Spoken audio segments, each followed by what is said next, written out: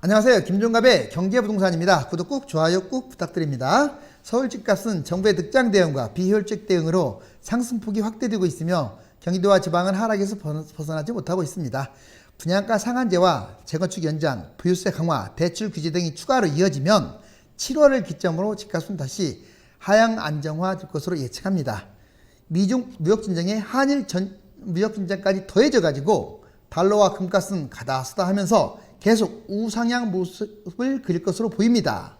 오늘은 한국 경제 위기에 영향을 주고 있는 한일 무역전쟁에 대해서 말씀드리고 진행 방향과 현재 상황, 향후 대책에 대하여 말씀드리기로 하겠습니다. 다소 민감한 주제이지만 경제와 정치가 분리될 수 없기 때문에 제반 사항에서 진단하겠습니다. 여기 보시면 아베하고 문재인 대통령 서로 지금 강대강 적대 대치를 하고 있습니다. 한국과 일본이 대치가 심해질수록 경제 위기는 점점 커집니다. 하루빨리 한국과 일본이 타결해서 두 나라가 공동으로 경제 발전을 이루는 그런 날이 오기를 바랍니다. 지금 우리 주변에 4대 강국들이 있다 보니까 참 지정학적으로 우리나라가 정말 힘든 여건이에요. 지난번에도 말씀드렸지만 유럽이라든가 아메리카라든가 어디에 우리나라가 놓여 있어도 세계 열강입니다. 정말 10대 강국이에요. 그런데 하필 주변이 4대 강국이다 보니까 상대적으로 약소국가로 보이는 착시현상이 발견됩니다. 자, 강대국들 그러함에도 불구하고도요, 자기 나라의 부국 강병을 위해서 여기 보세요. 자, 러시아 푸틴 대통령, 러시아 제국과 소련 영토 회복을 위해서 지금 노력하고 있고요. 중국 시진핑, 중국 외의 모든 국가는 오랑캐다, 제후국가다. 자기 나라의 부국강병을 위해서 1대1까지 추진하면서요. 지금 중국무에 흠뻑 젖어 있어요. 아베 보세요. 메이지 시와 시대의 영광을 재현하려고 정말 헌법까지 고쳐서 전쟁 국가로 만들기 위해서 노력하고 있고, 트럼프 그렇지 않아도 강한 미국인데도 더욱더 미국의 패권을 강화하려고요. 정말 자국의 이익이라면 물도 불도 가리지 않고 뛰어들고 있습니다. 그런데 우리나라는 만약에 우리나라와 일본의 무역 전쟁이 계속 길어진다면 어부지리를 얻는 나라는 중국입니다. 여기 보시면 지금 무역 전쟁, 한일 무역 전쟁이 계속 이어졌을 때 GDP 변화를 봤더니 EU는 뭐 약간의 영향을 받고요. 미국은 거의 영향 없고 중국은 보시다시피 상당한 이익을 얻습니다. 그리고 아세안 역시 영향을 많이 받죠. 우리나라처럼 인도. 그리고 우리나라 마이너스 20.6%, 일본 마이너스 15.5% 추락하게 돼요. 전기, 전자, 산업량, 생산량이. 결정적으로 한국과 일본이 서로 손해를 보는 치킨 게임을 계속할 필요가 있을까? 이제 제 나름대로 한번 각각 뉴스하고 여러 가지 사항을 보면서 한번 여러분들께 생각하는 시간 한번 가져볼게요. 우리나라에 속칭 말하는 보수층과 진보층이 있습니다. 이쪽 아니면 이쪽이다. 편가르기를 할 수는 없지만 꼭 하나만 선택하라고 했을 때 이제 양쪽으로 나눠지죠. 이건 우리나라만이 아니라 다른 나라도 마찬가지예요. 자, 주변 국가 보면 미국이 있고요. 북한이 있고요. 그 다음에 일본이 있고 중국이 있습니다. 그리고 우리나라 자체에서 한국 보수층이 있고요. 진보층이 있습니다. 서로 헐뜯고 난리가 났어요.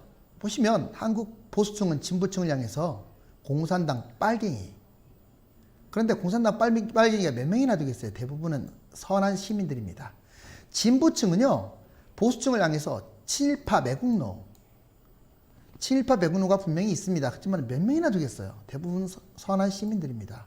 거기에 편승해가지고 10%도 채 안 되는 공산당 빨갱이, 친일파 매국노 편에 서가지고 대부분의 90% 시민들이 춤을 추고 있어요. 참 국론이 분열되고 안타깝습니다. 지금 우리의 적은 보수층이냐 진보층이냐 이게 아니에요.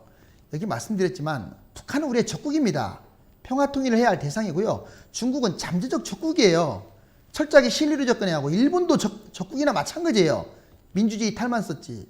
실리 중심의 유교를 펼쳐야 하고, 그나마 미국은 세계 최대 강국이고, 물론 미국도 영원한 정말 우방이라고는 할 수 없지만 그래도 최강대국으로서 우리나라가 지금 가장 가까이 해야 할 국가는 미국이 맞습니다. 최대의 적이 누군지 아세요? 이념에 갇혀있는 국내 언론이에요. 이 언론 기사를 보면 너무 편향적입니다. 이쪽 저쪽 같은 기사를 가지고 이게 도대체 일본 신문인지 우리나라 신문인지 북한 신문인지 구분이 안 갈 정도예요. 국민들은 똑똑하지 않습니까? 냉철하게 중심을 잡았으면 합니다.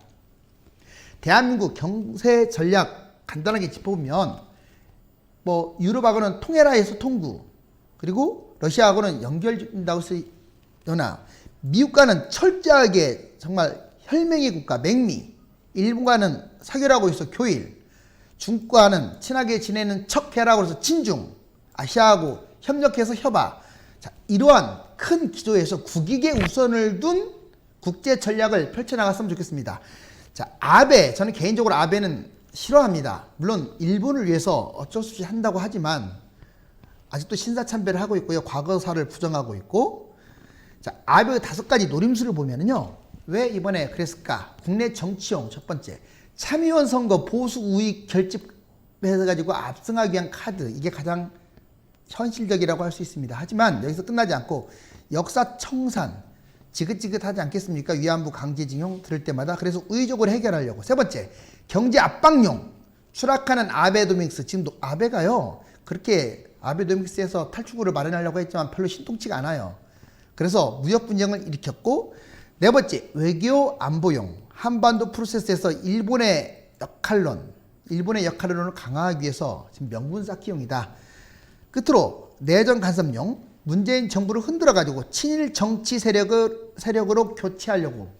이런 크게 5가지 설이 있는데 이게 다 맞다는 얘기가 아니에요. 아베는 분명히 퍼센트는 다르겠지만 이러한 노림수를 가지고 있어요. 그동안에 어떻게 진행되어 왔느냐 간단하게 접근해 봤더니 한일협정, 1965년 대일협정, 자금 청구권, 포괄 보상. 자, 많은 분들이 이건 포괄 보상이다. 자, 국가 간의 국가의 약속이니까 이건 지켜야 한다. 냉정하게 말씀드린다면 법적으로 맞습니다. 왜? 국가가 국가 간의 협정을 맺었다면 그걸 지켜야 하죠. 그렇지만 그게 뭐 100% 다 옳다 이렇게 할 수는 없어요. 거기에도 함정이 있는 거고요. 거기에 문제점들은 또 의논, 이게 추후에 강론으로 국가 간에 협의할 내용들이 있는 거예요. 그렇기 때문에 이 대법원에서 사적인 부분은 일제 강제징용 피해자 편을 들어줬고 일본 기업이 패소된 거 아니겠습니까? 자, 일본 1차 경제보복이 이루어지고 있죠. 한일협정, 당연히 국가 간의 약속은 이제 지켜야 하겠지만, 자, 대법원에서 그것을 뒤집으니까 일본이 경제보복을 합니다. 반도체 소재 3개 품목 수출 제한하고요. 그 다음에 화이트 국가로 이제 우리나라를 배제시켰어요. 화이트 국가가 돼야 간섭을 받지 않고 자유롭게 무역을 할 수 있는데, 자, 우리나라를 위험국가로 분류합니다. 8월 1일자로 수출과 수입의 어떤 규제를 받고요. 지연을 받게 돼요. 아베가 대북 제재 위반과 살인까지 거론하면서 우리나라를 말도 안 되는 유언비어로 지금 압박하고 있죠. 물론 아직 좀 더 지켜봐야 합니다. 유언비어인지 사실인지. 그런데 현재까지는 유언비어일 가능성이 좀 더 높아졌죠. 수출 규제 품목 북한까지 끌어들이고 이용하고 있습니다. 종합적으로 금융규제 제재, 그 다음에 비자 혜택 축소, 취업 억제, R&D 축소, 은밀히 행정력을 동원해서 국제 비난을 피하는, 아마 앞으로 이런 모습으로 계속 확대해 나갈 가능성이 큽니다. 한국 경제위기 폭발 중. 지금 일본은요, 아주 부품 소재업계의 아주 세계적인 최강국이에요. 여기 보시면 반도체, 디스플레이, 배터리, 정보통신, 자동차 등 모든 분야에서 각종 소재, 부품 첨단을 달리고 있습니다. 특히 첨단 소재, 니콘부터 시작을 해가지고 이 분야는요, 다른 나라가 쫓아오지도 못하고 세계 점유율도 80에서 90%나 해당돼요. 일본의 지금 한국 수출 규제 3개 품목 봤더니 플루린 폴리미드, 리지스트, 에칭가스, 여기 오른쪽 보시면 거의 93, 91, 43% 지금 우리나라가 절대적으로 의존하고 있는 품목들이죠. 일본 경제산업성의 무역관리 절차 흐름. 자, 아까 백색 국가 말씀드렸지만 포괄 허가를 하면요, 수출 제품 아주 간단하게 끝나요. 이렇게. 그런데 이제 개별 허가를 주게 되면 이제 우리나라가 여기에 지금 처했잖아요. 수출 허가 신청을 하고 경제산업성 심사도 받아야 하고 또 허가할 수도 있지만 또 불허할 수도 있고 시간이 엄청 걸려요. 그렇기 때문에 우리나라가 한국을 지금 개별화가로 이렇게 일본이 만든 것은 우리나라를 길들이겠다라는 어떤 의도도 숨어 있습니다. 우리나라에 대해서 억지를 부렸잖아요. 자기들이 지금 팔고 있는 에칭가스, 이게 북한에 흘러 들어가고 있다. 자, 아직 증거를 제시하지 못했습니다. 그렇지만 실질적으로 우리나라가 이게 그래프를 보시면 이 당시에는요, 우리나라 반도체가 화랑할 때예요. 그리고 반도체가 침체에 놓일 때는 상대적으로 수입이 적었고요. 그렇기 때문에 반도체 수출 증감률과 에칭가스 수입액 증감률이 일치했다는 거. 자, 오죽하면 이제 하태경 의원, 야당 의원이잖아요. 자, 북한에 불화수소 밀 수출한 나라는 일본. 오히려 지금 북한과 남한이 지금 야합하는 것처럼 말했지만 실질적으로 북한하고 이 불화수소 밀 수출한 나라가 일본이에요. 얼마나 비도덕적인 국가입니까? 핵개발, 상황무기 활용 가능, 전략물자로도 포함시키는 이 불화수소를요, 은밀하게. 자, 3번 보세요. 일본 안전보장무역센터 정보, 거기 CIST, 여기에서 입수한 부정수출 사건 계획에 나와 있는 거예요. 그 자료를 분석해 보니까 일본에서 1996년부터 2013년까지 17년 동안 30건이 넘는 대북 밀수출 사건이 발생했습니다. 1996년 1월 오사카항에서 입항 중에 북한 선박 불화나트륨 50kg을 2월에는 고베 입항 중에 북한 선박에 불화수소한 50kg을 각각 수출 탁송품으로 선적해가지고 북한에 불법 수출했어요. 자, 본인들은 이래놓고 엉뚱한 나라에 이게 지금 화풀이를 하고 있잖아요. 자, 이전에 훌륭한 업적을 이렇게 만든 대통령이긴 하지만 박정희 대통령이 지금 1965년 징용 문제, 그 다음에 위안부 문제는 2015년에 박근혜 대통령이 각각 정말 회복 불능한 어떤 정치 협상으로 만들었기 때문에 지금 이런 사단이 일어난 건데, 앞으로는 조금 더 신중했으면 좋겠어요. 자, 다음 소재 부품 산업의 수출, 무역 흑자 증가 추이. 실질적으로 우리나라가 지금 다행히 조금씩 부품이라든가 소재 산업에 대해서 수출이 지금 거의 1,000억 달러에 육박할 정도로 이미 1,000억 달러를 넘어섰죠. 자, 상당히 많습니다. 흑자 규모도 점점 늘어나고 있고요. 소재 부품 대수지 무역 적자 규모, 이것도 점점 이제 줄어들고 있어서 상당히 양호해요. 핵심 부품이 여기 보시면 계속 줄어들고 있잖아요. 그리고 자, 지금 현재 일본 전체를 꼭 미화하는 건 아닙니다. 아베가 하는 행동을 보면은요, 이 일본 전쟁 국가로 만들려고 지금 하고 있는데 정말 방사능 일본이라고 할 수밖에 없는, 방사능 민족답다고 밖에 폄하할 수 없는, 그리고 진주만을 일으켜서 패망했고 이 쇠사슬을 갖춘 일본, 꼭 이런 모습을 보여주고 있는 것 같아요. 국민들을 가미가제해서 그냥 추앙에 죽게 만들고 자기들은 사는, 일본 어떤 지도층들도 좀 파렴치한 면들이 좀 많은 것 같습니다.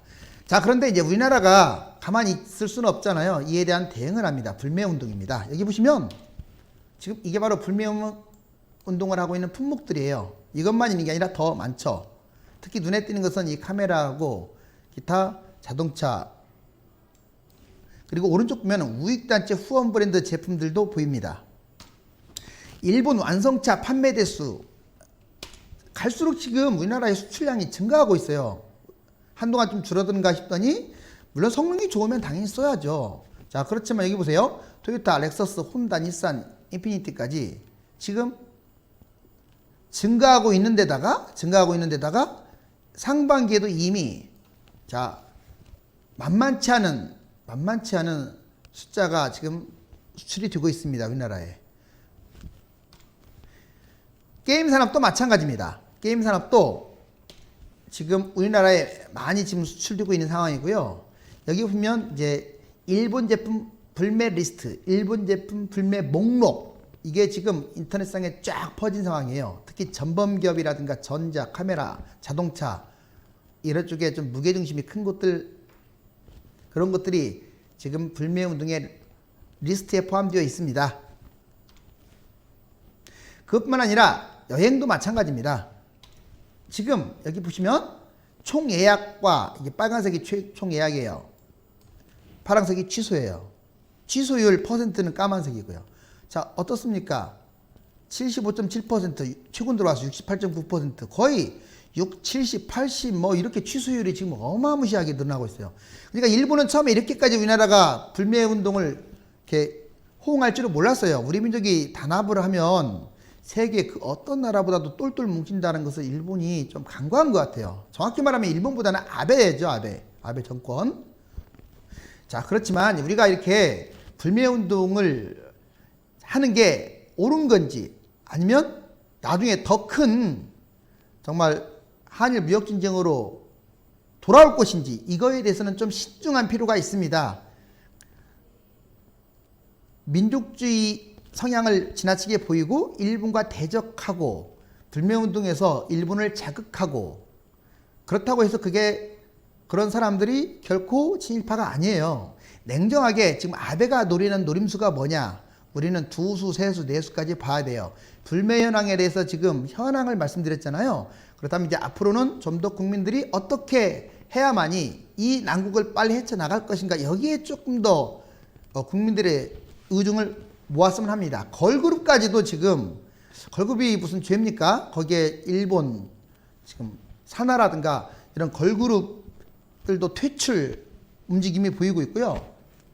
심지어 우리나라 이제 국내에 상장되어 있는 일본 주주기업이라든가 이런 것들도 지금 큰 위기에 맞고 있습니다. 현재 일본 반도체 수출 규제 정부와 민간 대응 카드를 봤더니 정말 정부로서는 대응 카드가 마땅치 않아요. 협상 외에는 일본 조치에 단기 맞대응할 수 없는 카드가 그렇게 많지가 않습니다. 그 전에 준비를 했어도 궁할 텐데 준비를 많이 하지 않았다면 더 어렵겠죠. 산업통상부 차원부 중장기 대응카드로 반도체 소재 부품 장비 당연히 2023년까지 6조 원에서 투자해가지고 소재를 국산화시키는 건 이건 답입니다. 정답이에요. 그렇지만 당장이 급하잖아요. 이게 하루아침에 될 문제가 아니고 또 6조 원 투자한다고 해서 이게 10년 안에 우리나라 국산화 최대한 해야겠지만 100% 된다는 보장이 없어요.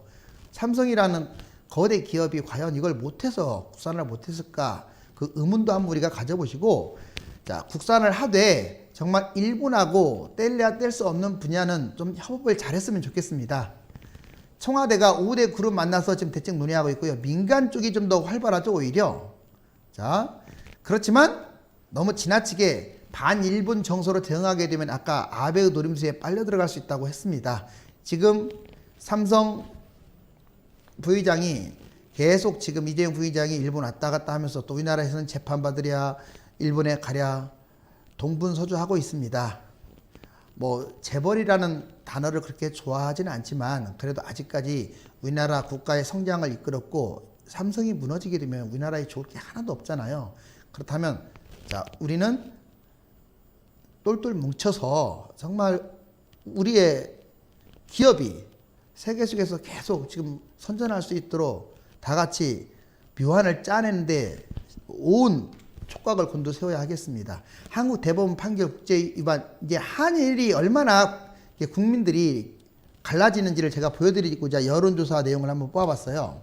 일본 국민의, 자, 한국 대법원 판결 위반 났잖아요. 일본 국민의 78%가 납득이 가능하다. 그러니까 국제법을 위반했다, 이것을 납득이 가능하다고 이렇게 말하고 있어요. 우리나라 대법원 판결을 부정한다는 뜻이죠. 근데 우리나라는 대법원 판결에 대해서 오히려 찬성하고 있는 입장입니다. 무려 79.3. 정말 약속이라도 한 듯이 78, 79 비슷하지 않습니까? 이렇게 차이가 납니다. 그 다음에 한국 국민 지난 5년간 한일 관계 인식 한번 봤더니 먼저 한국 국민이 한일 관계 인식이 어떻냐? 자, 일본에 대해서 좋다. 7.7에서 14.9로 조금씩 올라가고 있는 추세긴 한데 아직도 나쁘다는 의견이 89.4에서 82.4 큰 변화가 없어요. 국민의 80% 정도가 일본을 아주 싫어합니다. 자, 일본 역시 마찬가지예요. 지난 5년간 한일 관계 인식 85.0에서 좀 좋아지는가 싶더니 83. 자, 우리나라 82.4가 싫어하고 일본의 83.0이 우리나라를 싫어해요. 긍정평가도 비슷합니다. 문재인 대통령 지지율, 자, 먼저 우리나라를 봤더니 지금 긍정적인 측면이 46.2에서 53.5로 좀씩 이제 올라가고 있는 추세고요. 부정적인 측면은 49.5에서 41.3점 내려왔죠. 자, 아베 내각 지지율도 보자고요. 자, 압도적이질 못해 양쪽 다. 자, 지지 44에서 45. 문재인 대통령이 약간 높긴 하지만 큰 차이가 나지 않습니다. 그리고 지지하지 않는 것도 큰 차이가 나질 않아요. 이처럼 각각 절대적으로 지지를 못 받는 정권들이 국민의 모든 걸 대변한 것이냐 서로 싸우고 복고 하면 안 되겠죠. 자, 한국 국민 향후 한일 관계 전망 변하지 않을 것이다. 참 안타까워요. 약 56%가 변하지 않을 것이다. 우리 국민들은. 그 다음에 좋아질 것이다. 그래도 희망적인 게 25%. 나빠질 것이다. 14.4. 일본도 비슷해요. 아니 좀 더 심합니다. 한일 관계 전망 변하지 않을 것이다. 66%. 우리나라보다 10%가 높네요. 좋아질 것이다. 15%. 하지만 좋아질 것이다라는 이 신념을 가지고 좀 더 양국 관계의 발전을 위해서 세계 두 나라만 있는 거 아니잖아요. 양국 관계의 발전을 위해서 노력을 해야 할 것 같습니다. 위안부 합의 재협상 한일 여론을 봤더니 자, 우리나라 85.4가 자, 재협상을 해야 한다 하는 거에 찬성했고요. 무슨 말이냐? 일본은 끝났다. 33.0%가 찬성했습니다. 이 부분에 대해서는 일본도 상당히 호의적이네요. 일본 국민 아베 수출 규제 정책에 대해서 얼마나 호응을 하고 있느냐? 적절한 대응이다 45%고요. 자, 부적절한 대응이 9%밖에 안 돼요. 우리가 신경 쓰고 있는 것은 아베에 대한 절대적 지지가 강한 건 아니지만 어느 쪽이라고 말할 수 없다. 일본인의 어떤 특성, 신중함, 약 40%가 그렇습니다. 그러니까 이것들이 반대로도 갈 수 있지만 찬성으로 갈 수도 있어요. 자, 아베가 노리는 것은 이거예요. 자기를 지지를 많이 안 한다고 할지라도 어느 쏠림 현상이 왔을 때 자기를 지지할 것이다.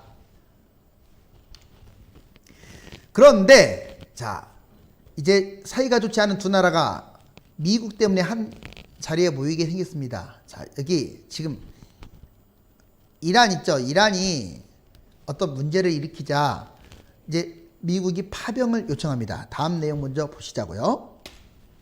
자, 이란과 갈등을 빚고 있는 미국이 아까 페르시아만 나왔는데 그 원유 수송로 보호를 위해서 동맹국의 다국적 적군을 구성을 참여를 요구했어요. 그러니까 이란이 원유 물동량 70%가 다니는 이 좁은 호르무즈 해협을 봉쇄하겠다고 협박을 합니다. 이제 한국과 일본이 과거사로 경제전쟁을 벌이고 있는데 지구 반대편에서 어떤 식으로든지 공동작전을 지금 펼 수밖에 없습니다. 참 이란과의 관계를 생각한다면 좀 안타까운 면이 있지만 어차피 우리나라가 지금 다국적군의 구성원이잖아요. 당연히 참석해야죠. 당연히.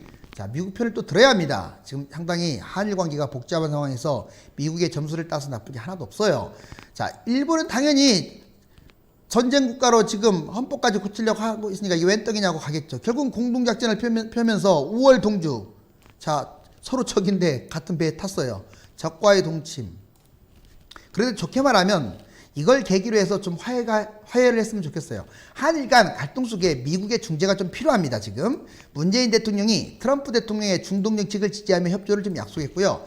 청해부대 이제 우리나라에서 아마 파견 준다면 청해부대가 호르무즈 해협으로 이동시키는 방안이 고려돼서 국제해상 안전과 테러 대응에 부합해가지고 국기 파견 동의는 필요하지 않고 바로 대통령령으로 가능할 것 같습니다. 자, 아까 말씀드렸던 바로 해협이 여기입니다. 지금 이란이 여기 있고요. 바로 이곳에서 서남아시아 이곳에서 지금 우리나라와 일본이 동맹국 처지로 이란과 대항하게 됩니다. 한국 경제위기 폭발 중 정말 경제위기일까요? 지금은 그 위기 징조들이 상당히 많기는 해요. 아직 2020년부터 본격화된다고 하는데 여기 보시면 자, 우리나라의 코스피 지수 한번 봐보세요. 지금 여기가 이제 5월달, 4월달부터 7월달까지 보시면 여기 다른 나라는 지금 신고가를 찍고 있는데 크게 움직이지를 못하고 있습니다. 자, 이 모양을 잘 기억해 보세요. 자, 이게 일본의 니케이 지수입니다. 역시 여기가 제일 고점이었는데 우리나라가 좀 모양이 비슷하지 않나요? 푹 파지고 여기 우리나라보다는 약간 올라온 상황이지만 거의 비슷하게 갑니다.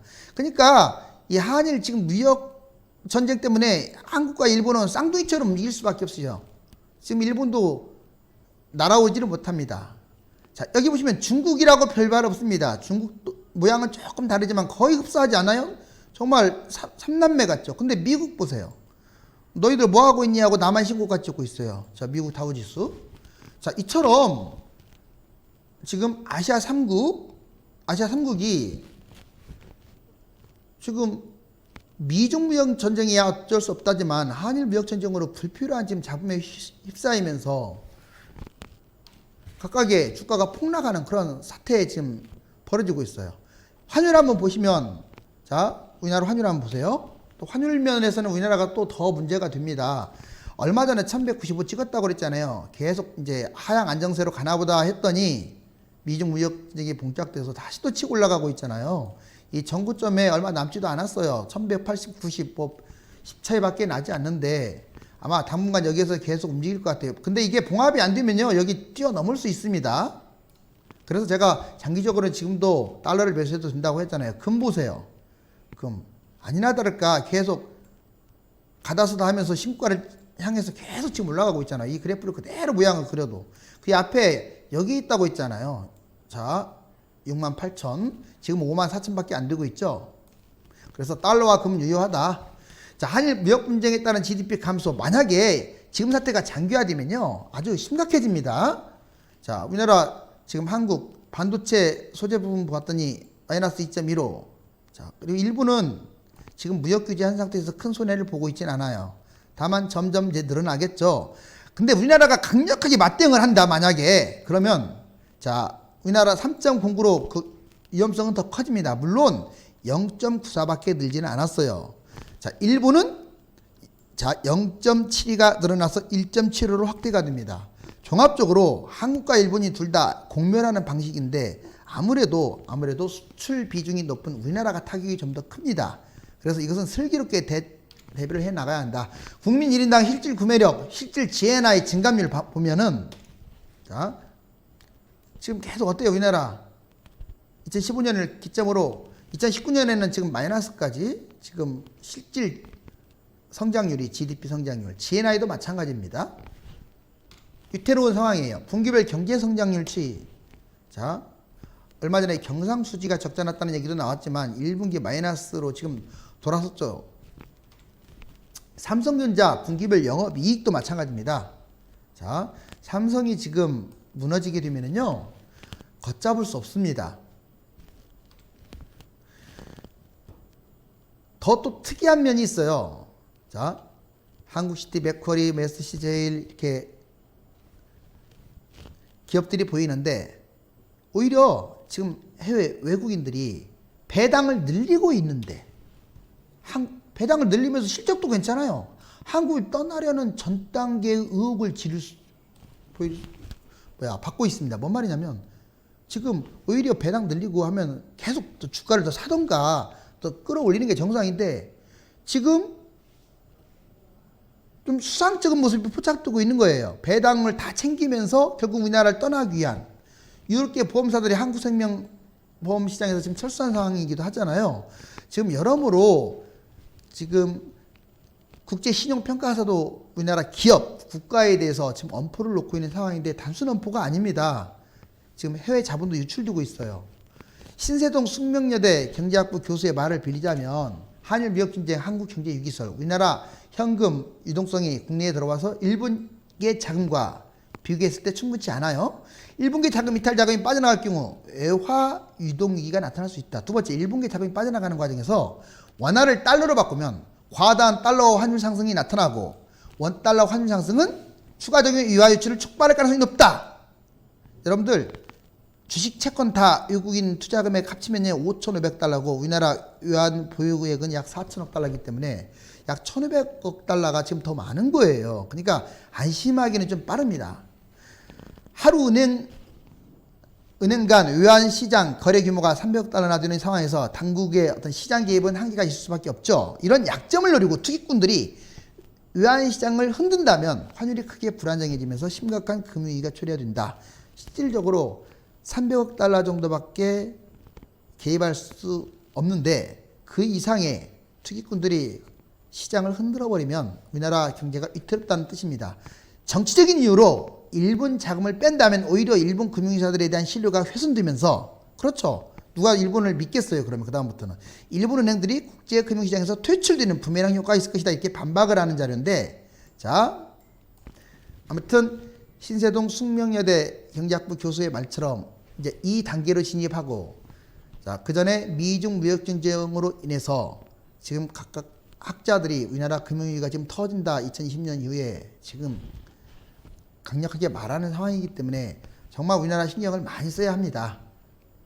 한국 경제 금융위기 여기 보시면 지금 트럼프하고 시진핑이 서로 지구를 반으로 쪼갤 정도로 싸우고 있습니다. 지금 일시적인 휴식일 뿐이에요. 상해종합지수가 못 가는 걸 하나만 봐도 답은 나와요. 자, 여기 삿대질을 하면서 도발을 하고 있는 아베, 그에 만만치 않게 고집을 부리고 있는 문재인. 자, 한국 금융 경제 위기는 그럴수록 점점 커집니다. 코스피 지수는 급락하고요. 여기 보시는 바와 같이 환율은 급등할 수밖에 없는 그런 구조로 갈 수밖에 없어요. 개인이 살아가는데도 피가 튀기는 전쟁 같은 삶이 이어지는데 하물며 국가 간의 무역 전쟁은 두말하면 무엇하겠습니까? 서로 방법은 달라도 대한민국 국민이라는 자긍심을 가지고 이쪽 편도 저쪽 편도 아닌 오로지 나와 국가의 이익만을 생각하면서 보탬이되는 국민이 똘똘 뭉쳐가지고 올바른 방법으로 전진해야 하겠습니다. 아울러 우리나라를 이끄는 유정자들은요, 지금까지 잘못된 부분은 과감하게 수정하여 오직 국가와 국민을 위하고 국민의 목소리에 귀를 기울이고 국가의 선장 역할을 잘했으면 합니다. 다음 시간에 보다 알찬 컨텐츠로 여러분들 찾아뵙겠습니다. 감사합니다.